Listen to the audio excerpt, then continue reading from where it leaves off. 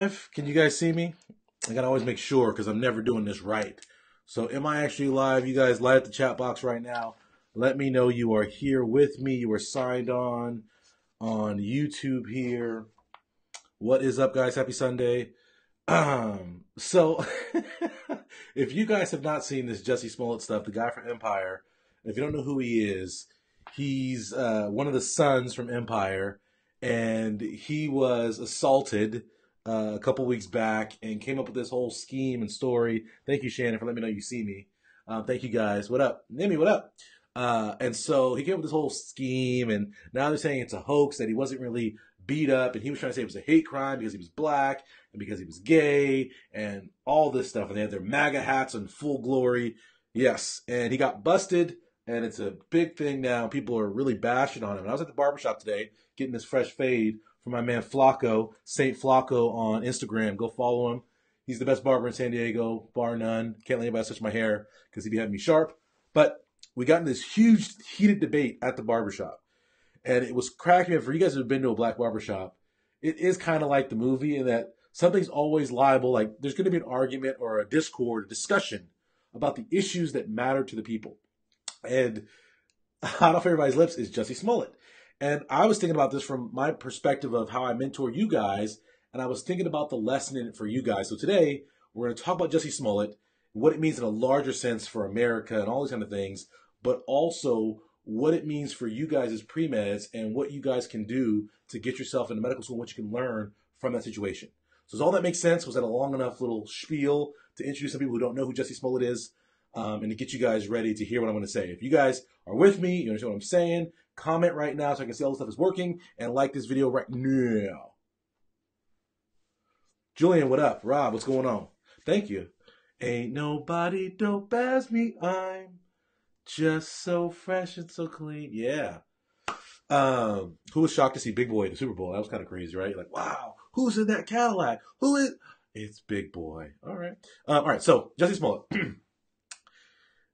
At the barbershop, people were upset. Some people, a small faction, were upset because they felt like the black community was all over Jussie Smollett and was smashing him and was like, he should go to jail. And then we spiraled in this whole conversation about R. Kelly. But the whole point about this whole situation is Jussie Smollett's going to go to jail because they're going to make an example out of his lying self. And that's unfortunate, right? But it is what it is. He committed a false report. And they're going to make an example out of him and show him. But for a large society factor, I think it's an awful situation. I was upset about it when I heard about it because it sets black people back. It sets gay people back. It sets people who are discriminated against back because you have somebody here who is a minority, who is gay, who is part of these groups that are traditionally attacked and prejudiced against. And he made up a whole thing about being prejudiced against in the news, and he tied in the MAGA hat. He brought everything together, right? And they poured bleach on him and all this stuff. And his false report is like the boy who cried wolf. And that there are people out here who are really being assaulted, really being discriminated against, really being prejudiced, really experiencing and going through things on a daily basis. And when someone comes out and makes a BS claim like that, it sets everybody back like 1,000 years. And I'm going to side stream here because I just thought about this, but don't get angry at me. But it reminds me sometimes of the Me Too movement and women who come out and say they were sexually assaulted when they weren't sexually assaulted. Because there are lots of women who are tragically assaulted all the time, and it's unfair to those women who really did go through something. And I know a lot of women, a lot of my mentees who have been sexually assaulted, and so it's a travesty for those women to not be listened to, not be heard, not be believed, because there's people coming out and having false reports. And so this kind of reminded me of that and mirrored that for me, and so it's really an unfortunate situation. So that's what I'll say about that, and I won't get too deep into that. But for you guys as pre-meds, what I thought was very interesting about this whole thing is that many of you guys are the Jussie Smollett of pre-med. Many of you guys are the Jussie Smollett of pre-med.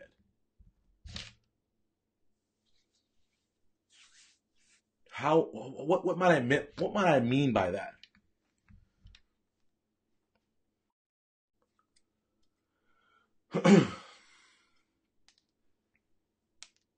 Right?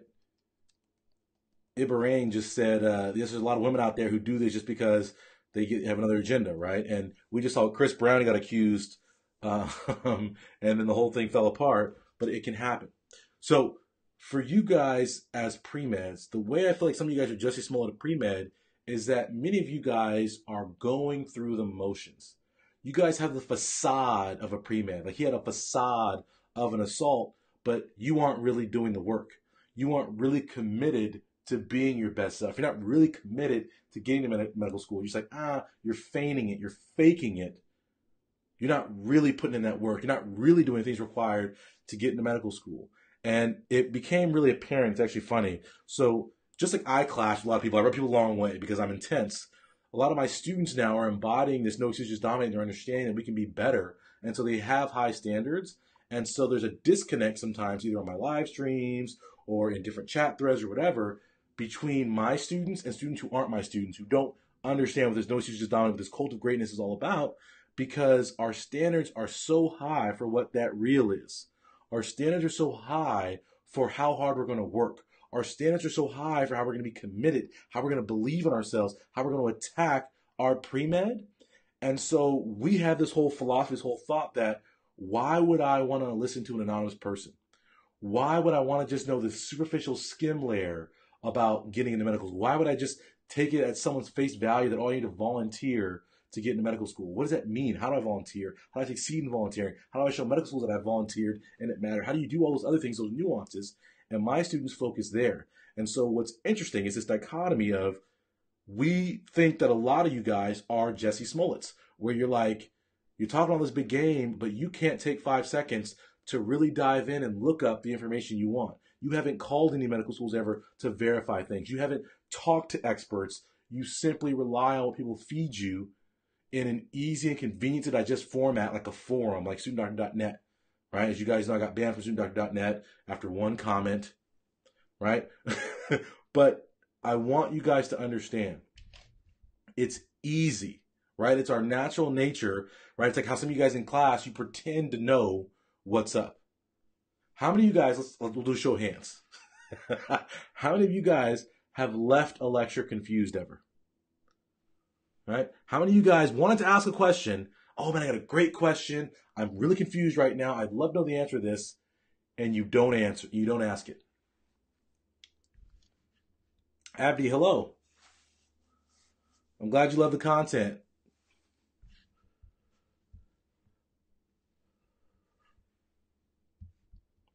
May I'm glad you finally made a live chat. Eduardo, hello.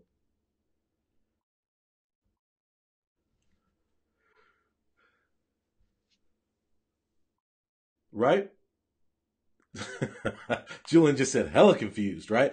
You guys all know, right? That's the normal pre-med tendency is I'll go out and do events. Literally, I'll go out and do an 8-hour event. I'm just talking, 8 hours. I only stop to pee for 8 hours. And at the end of the 8 hours, right, everyone will be like, oh yeah, I understand. And after the 8 hours, I'll get a bunch of people running up to me asking me questions about what I said the first hour.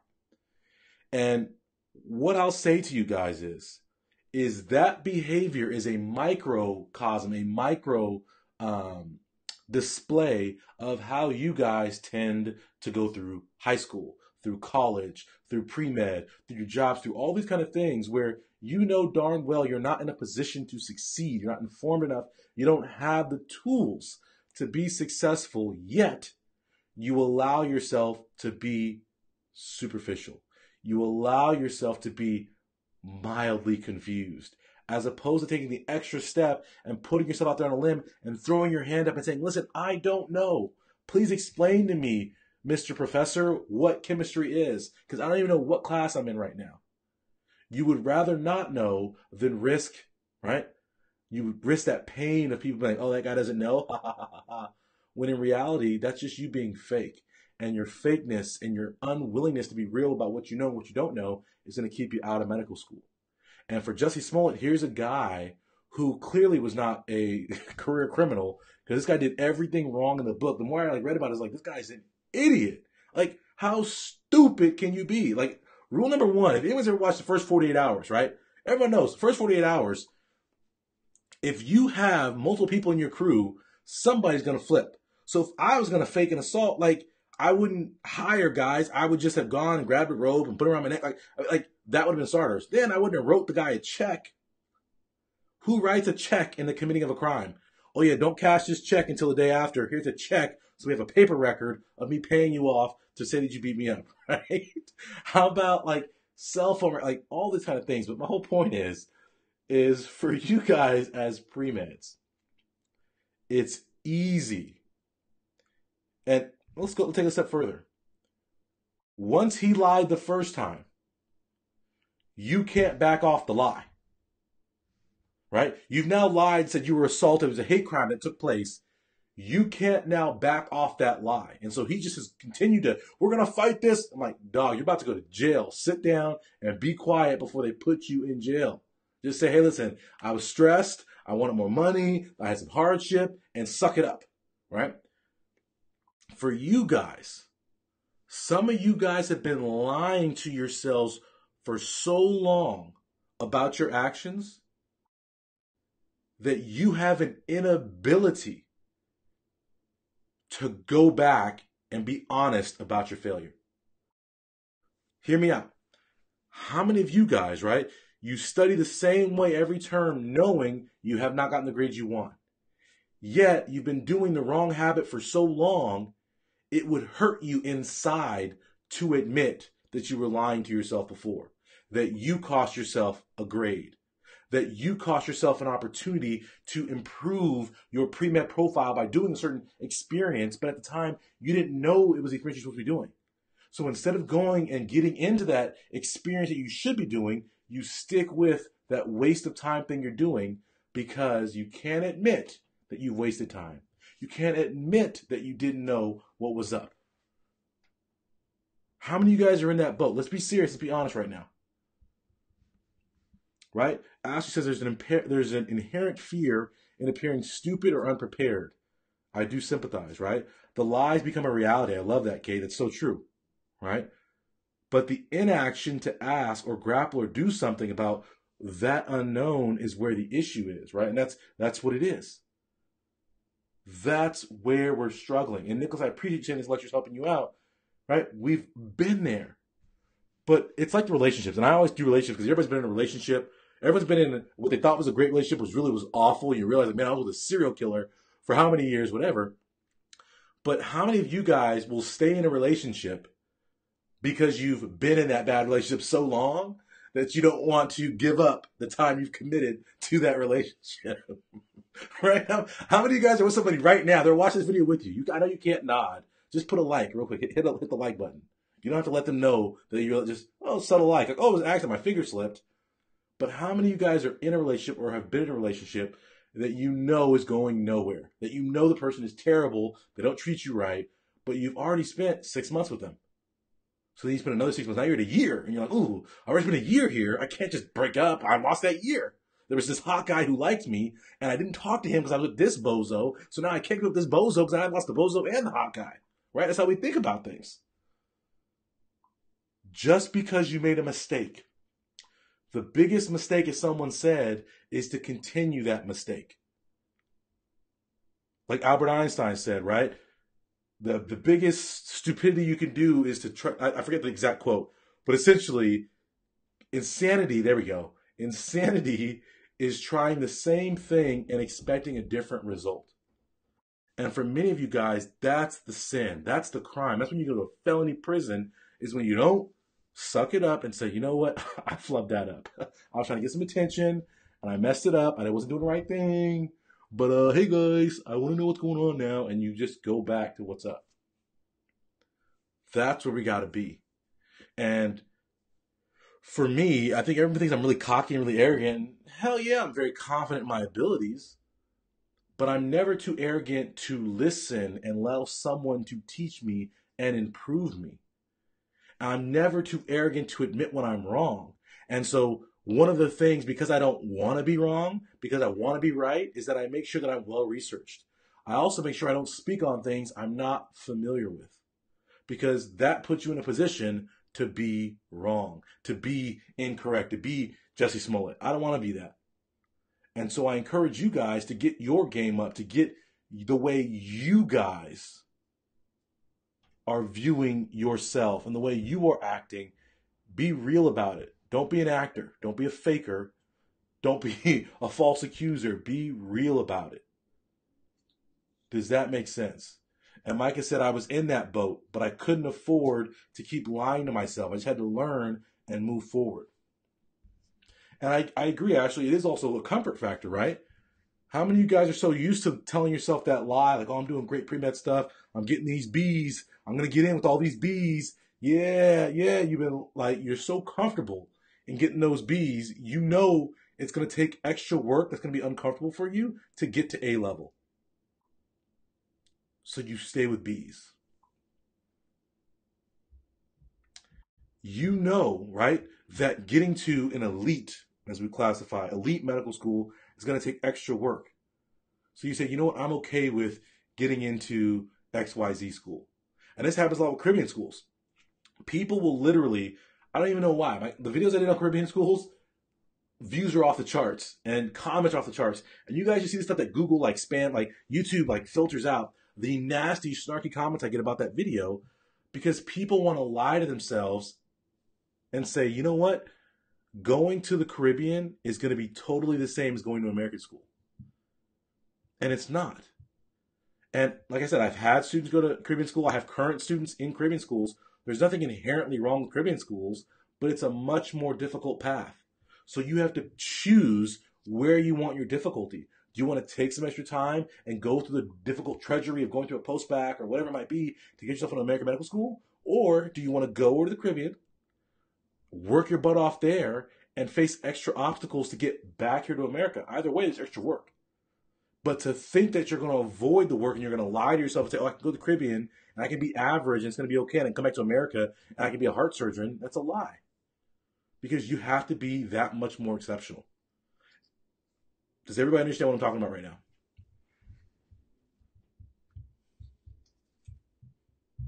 And I agree, Taylor. Some people get in a homeostasis of negativity, but the discomfort is the positivity that helps growth. And people understand that, right? And I think we talked about this MCAT course.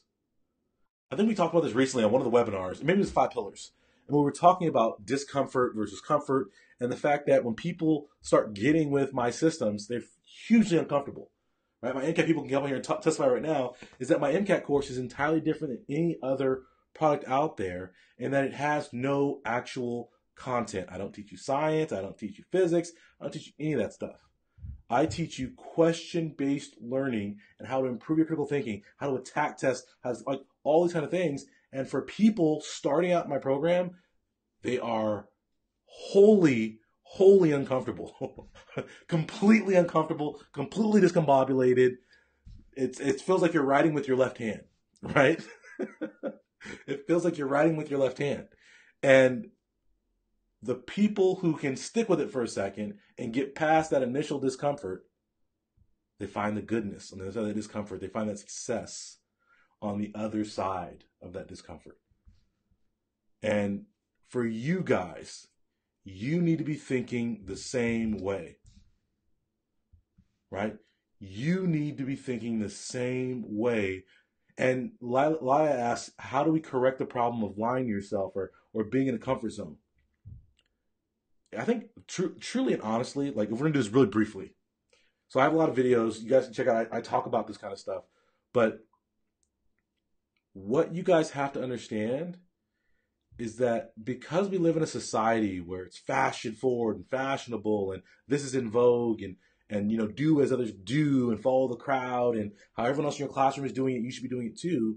We live in kind of the society of sheep, right? In that we do what we've done because what we've always done because everyone's always done it because everyone else is doing it because they say we need to do that, as opposed to thinking critically for ourselves and saying it's not about what other people need, it's about what I need. It's about what I need.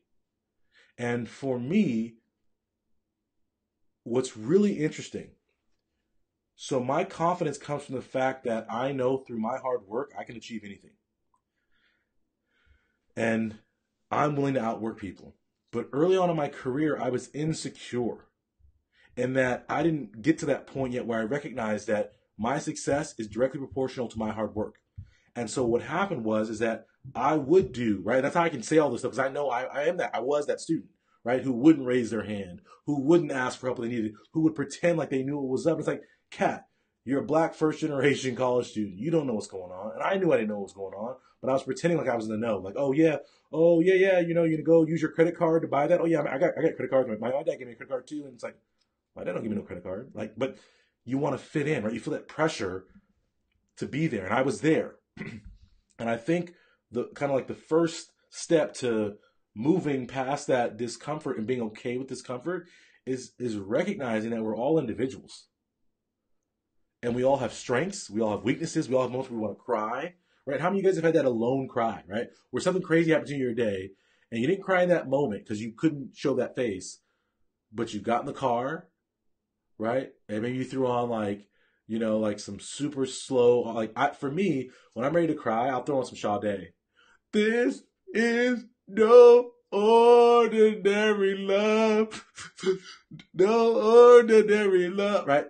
Whatever you throw on, whatever your moment is for your cry, right? We've all been there where you're having those alone cries because you're like, dang, my life is in shambles right now. This is the worst. And I think, honestly and truly, where my reckoning came was that I read enough psychology, I read enough society and sociology books to recognize that we all have sadness. It's why R&B, it's why these pop songs that are like, you know, don't want you back. When we have all these songs, the reason they're so successful is because we've all experienced the burn of a woman giving the palm to the face at the bar. We've all experienced that pain of when you brought your Valentine's Day lollipops in third grade and the hot girl in the class didn't give you the lollipop. We all remember that, right? So if we can have an understanding that we're not all perfect human beings, that in fact nobody's perfect, nobody's special and whatever, that we all go through, we all have struggle, we all have strife, we all have things we're trying to work through, and we acknowledge that. I'm like, okay, everybody's got that. So when I start looking at people like, man, this guy's pretending like he knows it all, but I know that look because I've had that look. He don't know what's going on. He don't know what's going on, right? The loud people, oh yeah, they don't know what's going on. And I started recognizing that even though I thought everyone had every advantage over me, no, they don't. They have some advantages, but they also have struggles. And if I am capable of saying, listen, we all have shortcomings, we all have inequities, or ineptitudes, we all have things about us that we're not proud of, that I can go ahead and step out of my box and I can raise my hand in the classroom and say, hey, listen, professor, you're a phenomenal teacher, and I'm sure everyone else in this classroom understands exactly what you're saying, but I'm really lost. Would you mind reviewing that one more time? And what was amazing, when I made the transition, I stopped lying to myself, and I stopped needing to impress people with how much I knew. I actually started knowing stuff, and then I actually started having success. And then when you have success, by not caring about what other people are worried about and exposing your flaws and being weak and asking questions and seeking more expertise, oh snap, you tie it together. The more I ask questions, the more I recognize I don't know, and I acknowledge that I don't know, and I seek help and I seek the support I need, the better I perform. It becomes addictive. It becomes addictive. That's where you have to get, is that you have to see that happen. Oh snap, I was worried about asking a question because I was worried about how people can look at me, but then when I asked the question, I got an A. Oh, I'm going to ask more questions. And so it's like a feedback loop of forming this habit of being someone who's going to go and do those things. Does that make sense to everybody? I don't know if it made sense in my head. This is live, I apologize. It made sense in my head what I was just saying, but I'm trying to make sure if I'm bringing that home for you guys, that you have to change a pattern and be uncomfortable asking the question before you can then ask that question, get the answer you need, get the grades you need, have the success that will then tell you it was right to ask that question. But you have to live that discomfort for that period of time to be able to get there. And so you have to say, this world is a murky, murky place, And everyone feels discomfort. Everyone knows that Sade feeling, right? Everyone knows that Backstreet Boys. You are my fire, my one desire. Girl, why you not like, right? Everyone knows that. Everyone has felt that. And if we acknowledge that everyone has felt that, then we can go and we can be that. And I can be open about it. I can tell you guys, I've been spurned. My wife Shannon is fine. She's beautiful. But I almost let her get away. And I'm confident enough to tell you guys that when I first came up to her and I approached her, I didn't have the words for her. I was too intimidated. I was nervous. I didn't know what was going on. I was a little over my head. It was okay. But I can acknowledge that, right? Because we've all been there where we didn't have the words, where there was someone who was our soulmate and we couldn't express to them that they were our soulmate. So I was there and I can admit that to you guys. And that's okay. That's all right, right? You guys don't judge me for that. I got game. I'm a smooth player. But I lost my words.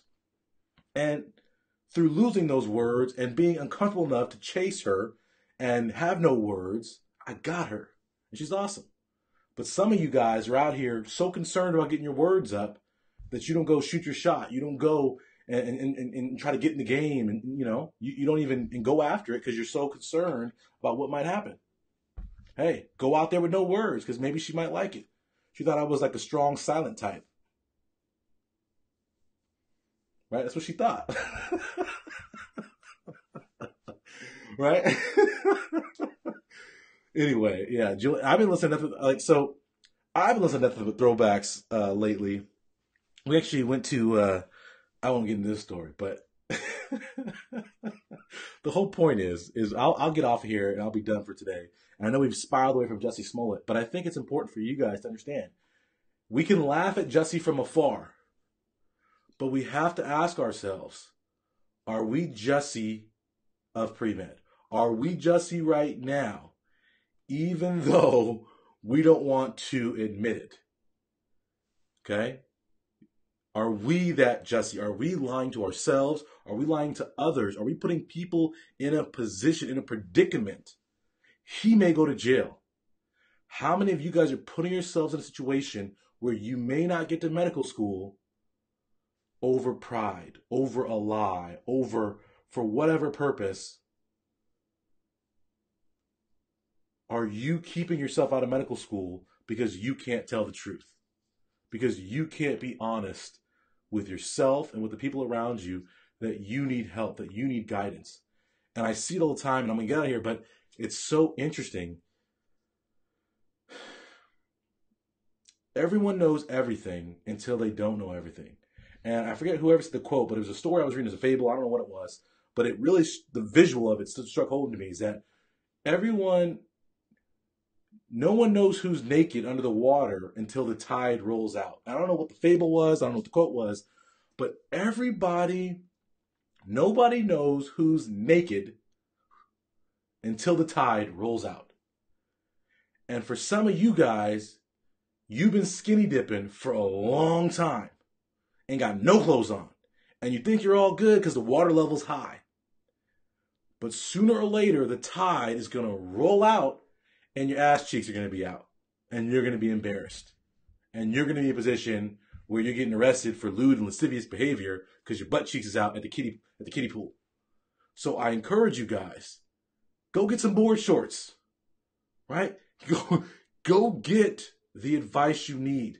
Go become your own expert. Go ask questions. Go pester people. Go get mentors. Go get advisement, coaching, which is different from mentors. Because a doctor is a doctor, that's great, that's a mentor.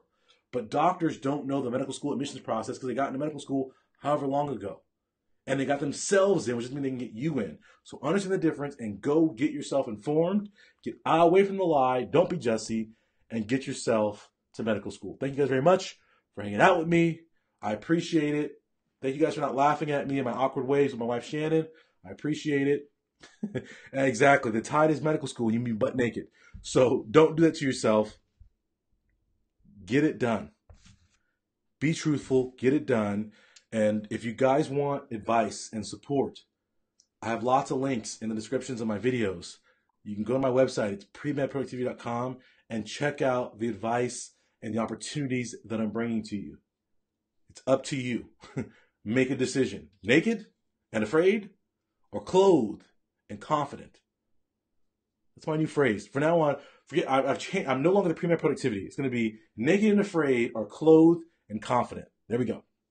Naked and afraid, or clothed and confident. Everyone have a wonderful afternoon, wonderful evening, whenever you're watching this. And I appreciate you guys hopping on here live with me. I appreciate it. Exactly. Transparency is what's going to get us there. We got to start being more transparent in our society and stop doing Facetune and Photoshop and macro editor, and you got all this fancy lighting to make you look like a supermodel and use a toadstool. So everyone understand. Meryl, what up? It's been a little bit. Send me a text. Everybody, have a wonderful afternoon. I'll see you guys all at a later date and time. Later.